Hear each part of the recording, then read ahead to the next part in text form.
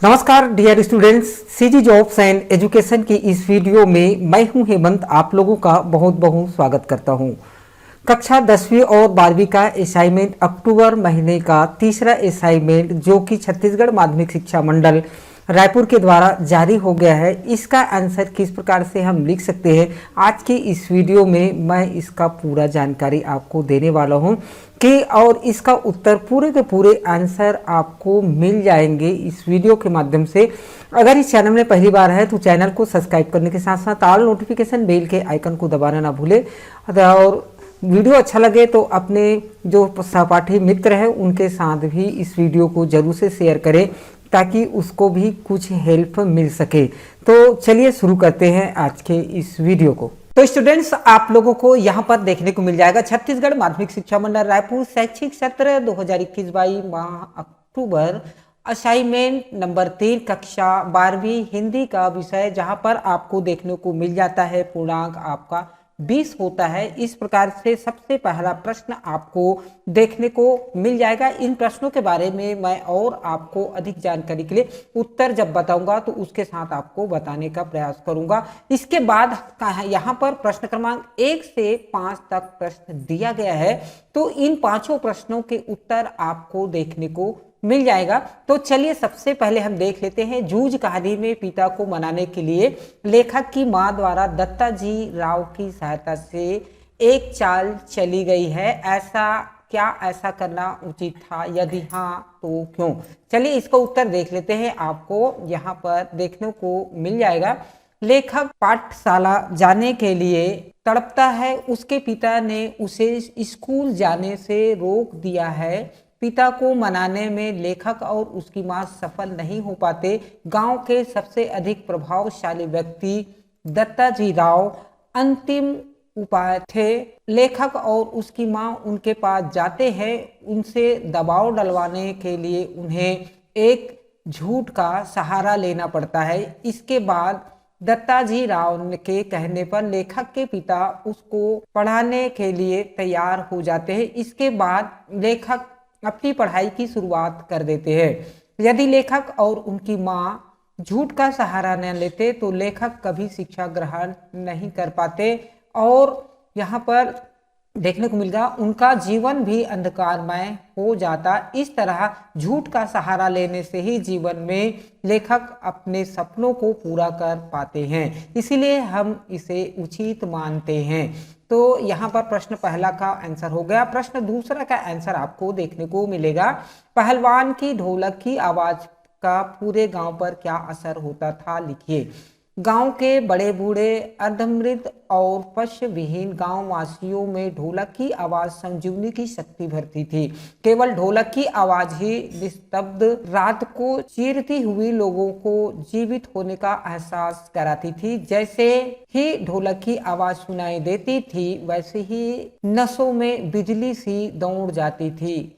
गांववासियों को इस ढोलक की आवाज के कारण ही मृत्यु से डर नहीं लगता था। इस प्रकार से प्रश्न दूसरा हो जाता है। प्रश्न तीसरा की बात करें तो यहाँ पर आप लोग देख सकते हैं, सहर्ष स्वीकारा है कविता किसको व क्यों स्वीकारने की प्रेरणा देती है? लिखिए। तो उत्तर लिखेंगे, मुक्ति बोध की यह कविता अपनी सुख दुख की अनुभूतियों, गरीबी, प्रौढ़ विचार, व्यक्तिगत दृढ़ता, जीवन के खट्टे मीठे अनुभव, प्रेमिका का प्रेम व नूतन भावनाओं के वैभव को सहर्ष स्वीकार करने की प्रेरणा देती है। इससे व्यक्ति का जीवन सहज होता है, वह स्वयं को प्रिय से जुड़ा हुआ पाता है। इस प्रकार प्रश्न तीसरा का आंसर हो जाता है। उसके बाद आपको प्रश्न चौथा नंबर का यहाँ पर सवाल देखने को मिलेगा। निम्नलिखित गद्यांश को पढ़कर पूरे पूछे गए प्रश्नों के उत्तर दीजिए। फिर उन्होंने मेज डैश वतन आते जाते थे। तो इसको पूरा पढ़ लेना है। उसके बाद इसका उत्तर आपको देना है। कस्टम वाले ही किताब पर क्यों लिखा था?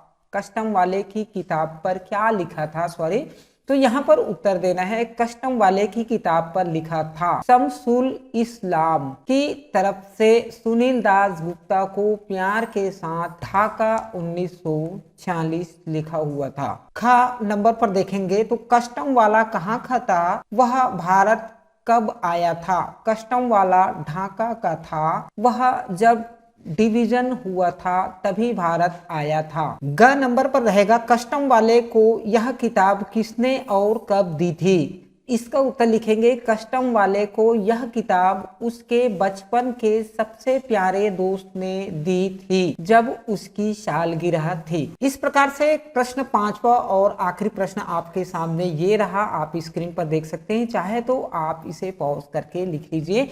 कहानी लेखन में चरित्र चित्रण की क्या भूमिका होती है, लिखिए।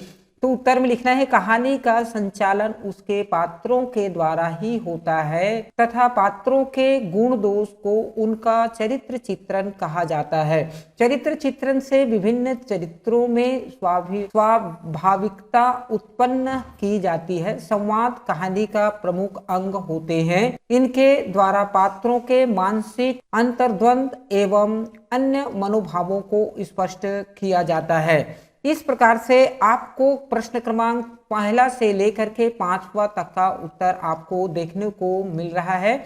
आप भी इसी प्रकार से सेम टू सेम अगर ऐसा लिखते हैं तो कहीं ना कहीं इस 20 नंबर में आपको 20 में 20 नंबर जरूर से मिल जाएंगे। ये आपके राइटिंग के ऊपर भी निर्भर करता है। तो इस प्रकार से ये हिंदी कक्षा 12वीं के अक्टूबर माह के असाइनमेंट नंबर 3 जो कि छत्तीसगढ़ माध्यमिक शिक्षा मंडल रायपुर के द्वारा दिया गया है।